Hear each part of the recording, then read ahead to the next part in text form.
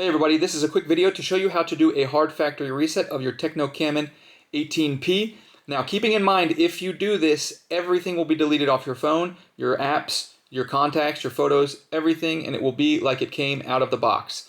So if that's what you want to do, let's get started. It's very quick and easy. All you need to do is have your phone turned off, and from the turned off position, we are going to press and hold the power and the volume up button as shown here. And you'll just keep holding it until you feel the phone vibrate, that it is starting up.